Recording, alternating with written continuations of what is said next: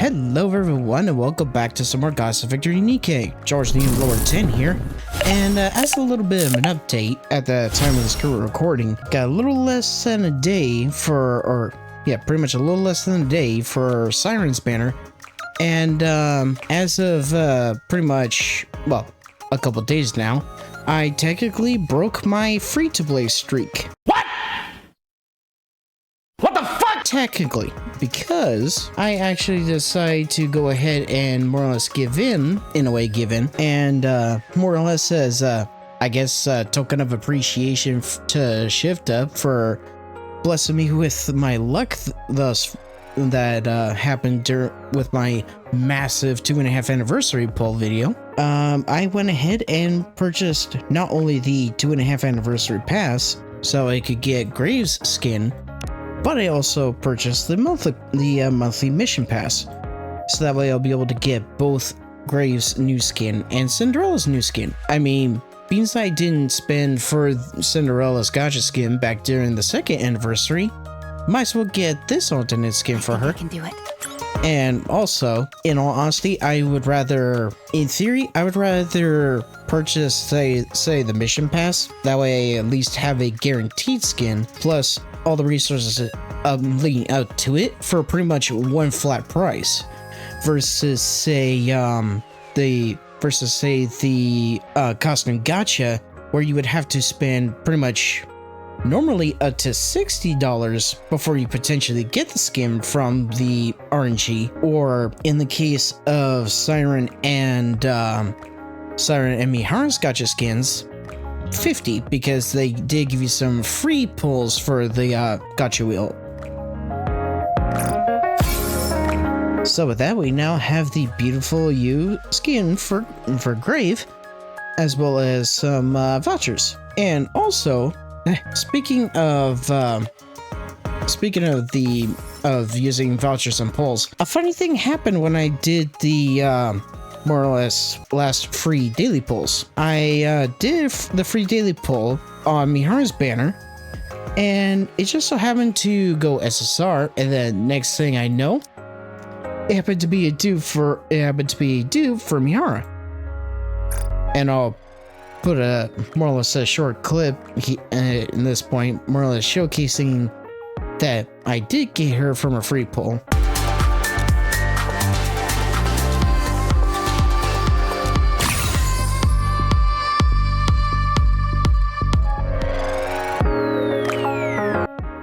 So now we're gonna go ahead and limit break Mihara,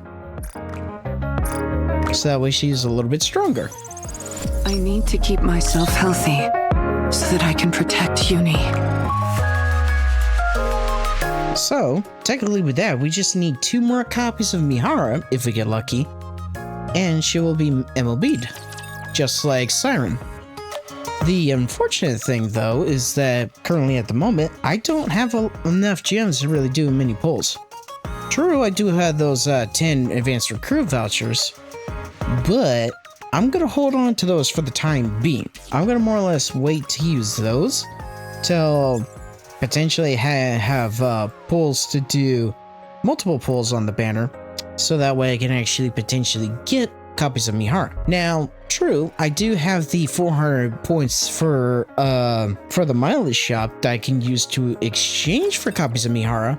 However, I do want to actually save up the mileage for pretty much the upcoming collab event with Stellar Blade, because might as well guarantee my odds of actually getting the collab characters, right? And as far as if I had to guess, the main character that is guaranteed to be part of that collab is going to be obviously the main protagonist of Stellar Blade, Eve, but I have no idea there's going to be any other character that's going to be added during that collab event.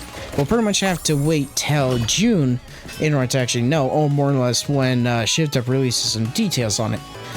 But prior to actually doing my massive pulls for Siren and Mihara, I actually managed to complete all the challenges for Bubble March, which pretty much involved well, essentially getting through all of easy, normal, and hard mode so we could get those vouchers.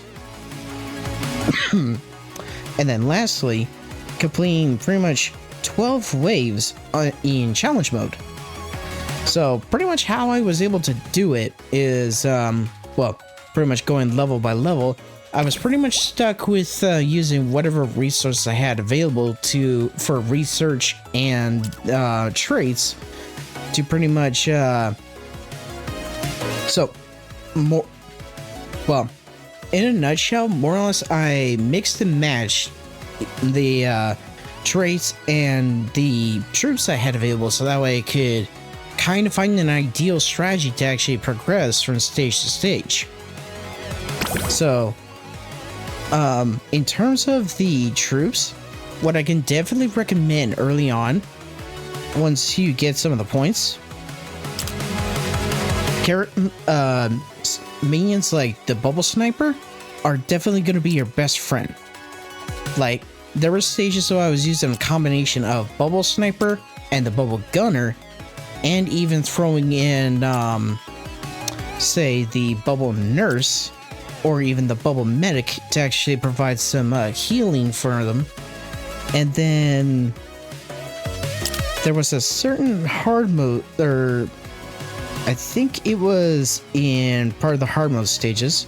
Yeah, this guy, heavy metal. With this particular boss, he's pretty much a ground type long range rapture.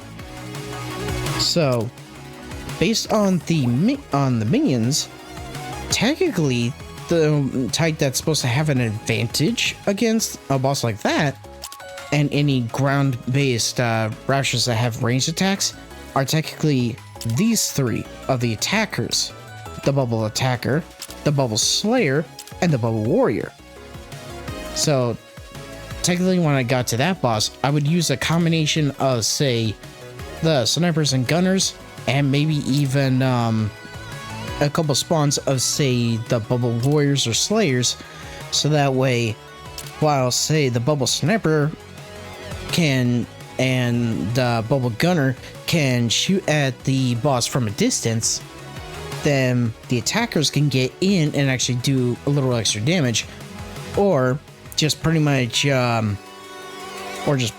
a nutshell, do a bunch of ranged attack unga bunga effectively in tandem with, say, healers to provide healing. And in the case of, I believe, mainly the bubble nurse, you can actually increase HP and attack, which is definitely nice. So and thankfully, as you go along, each of the summons you can get, as well as the heroes, being Bubble Siren, Bubble Cinderella, and Bubble Ave, each of them costs only a single research point. So you can easily pretty much unlock them in any particular arrangement or order you want, and you can freely reset, so that way you only have like certain ones that you would want to go with. Let's see, I already did all the daily missions.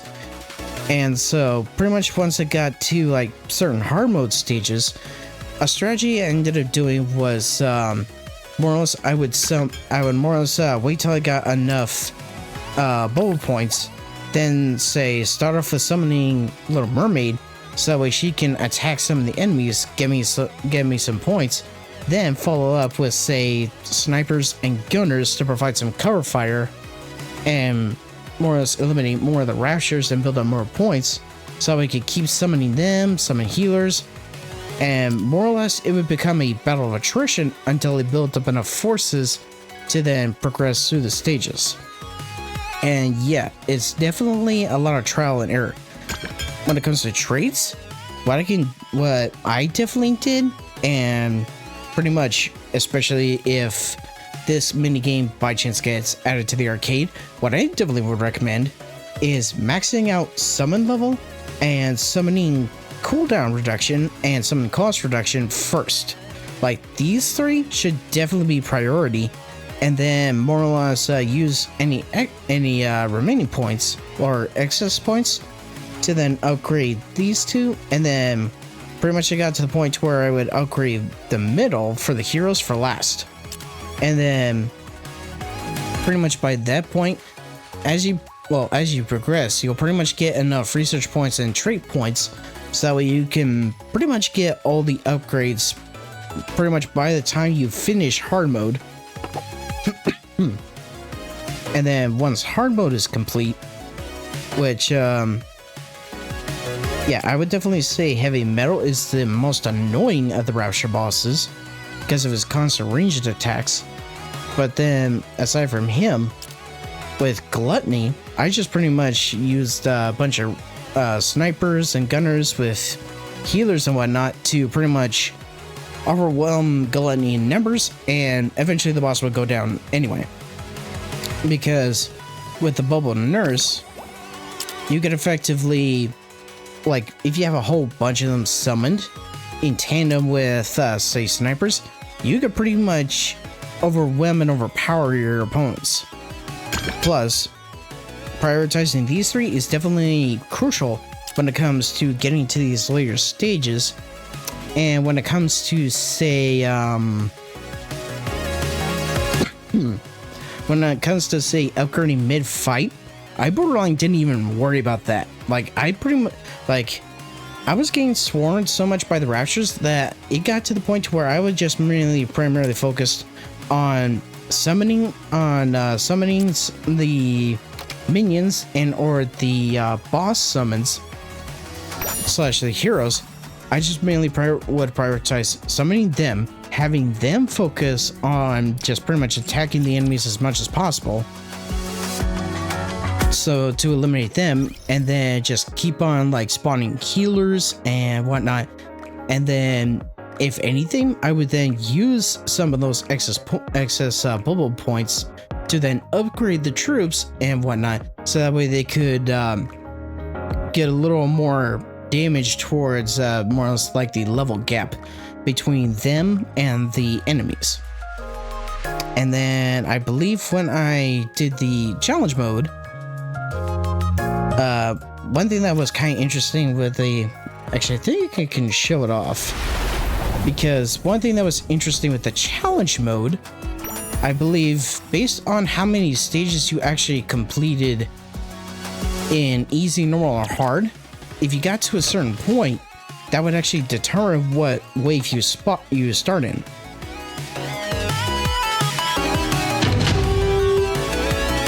It should show, maybe. I'll start the game. Yeah. So for example, challenge mode. Yeah, here we go. Yeah, this is what came up. This tutorial is what came up first when I got to challenge mode. Yeah, when all easy stages are cleared, the stage will begin from wave 3. When all normal stages are cleared, the stage will begin from wave 6. And when all hard stages are cleared, the stage will begin from wave 9.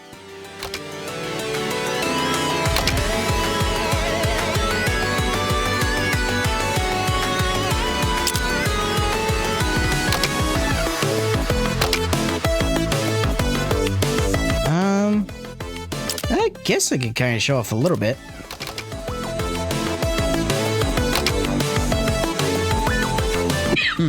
Excuse me.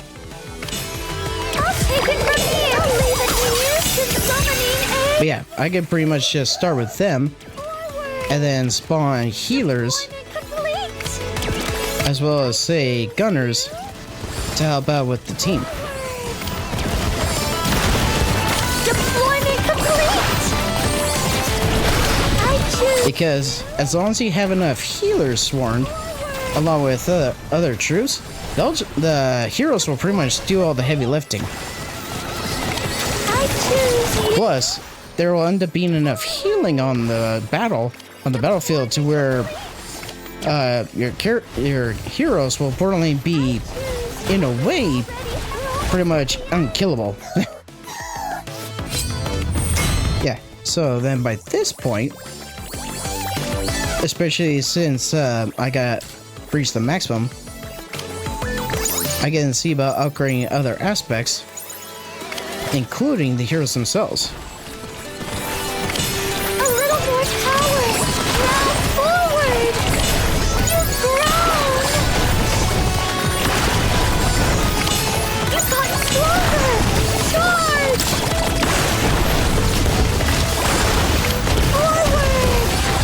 Deployment complete. Yeah, unfortunately there we lost Siren. However, we can just summon a new one. This time, I'll go. Something scary is coming. But yeah, since I completed up to pretty much all of hard mode, I more or less got kind of a head start in terms of where I would begin. I choose you.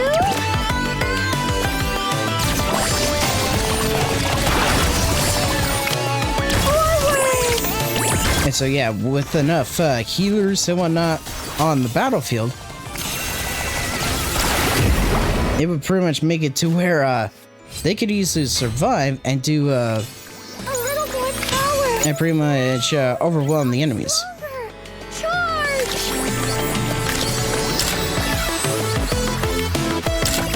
So yeah, with all the excess points, I can easily use them to You've grown. upgrade the A little more. either upgrade the minions or even upgrade certain aspects, like upgrading the rate of which I get bubble points, for example. Which this is one of the aspects you can actually upgrade through the traits, but honestly, you're better off just worrying about summoning bubbles as top priority, so that way you can, you know, survive. Because it gets rough in areas like hard mode for sure. Just a little bit more.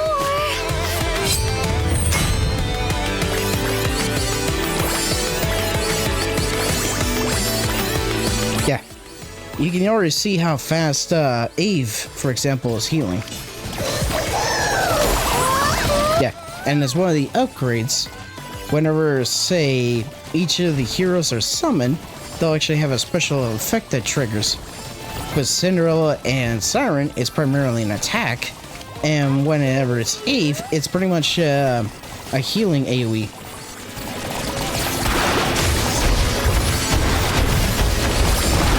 You're doing great. Ooh. Ah.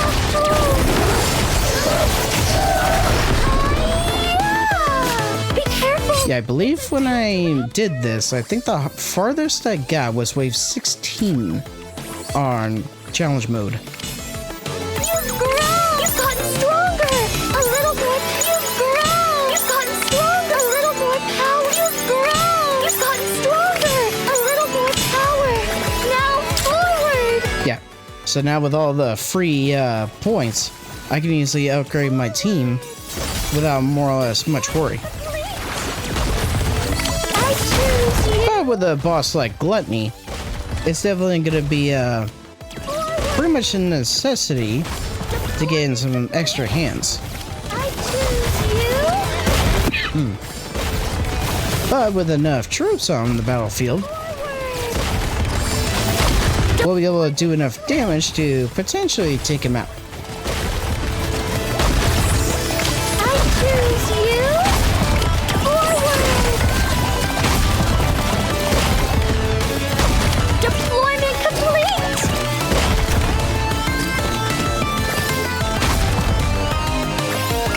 I choose you. Yeah, it looks like for the moment we pretty much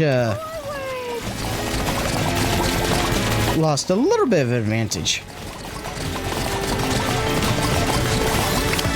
Deployment complete.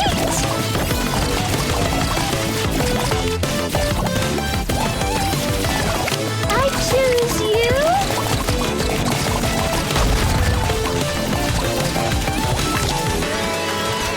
I'll take it from here.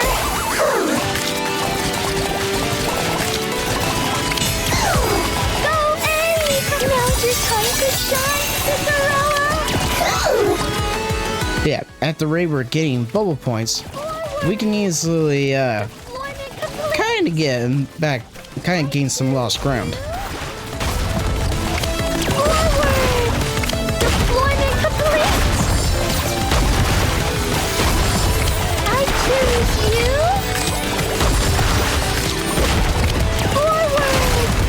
sometimes I accidentally click on the wrong section of the interface. Deployment complete! I accidentally, like, switch menus when I don't want to switch the menus. I choose you! Forward! Deployment complete! I choose And you can kind of manipulate where specifically the bubbles are summoned. forward! Like, for example, where you tap and or click. Complete! Pardon me.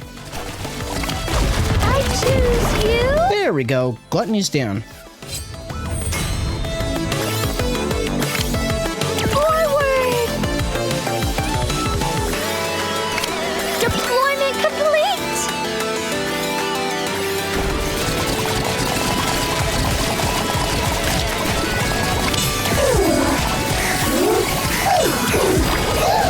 Okay, this time I'll go! Cinderella is a good choice! I choose you! Ouch. Forward! Deployment complete! We need to hold the line! Yeah, I'm thinking, yeah, looks like I'm gonna lose this one. Wow, Yep. that was amazing! Beauty, we won! But yeah, that's pretty much a taste of how crazy challenge mode alone can get. But yeah, it borderline seemed like that as I pretty much progressed to actually unlock said challenge mode, but you pretty much get the gist.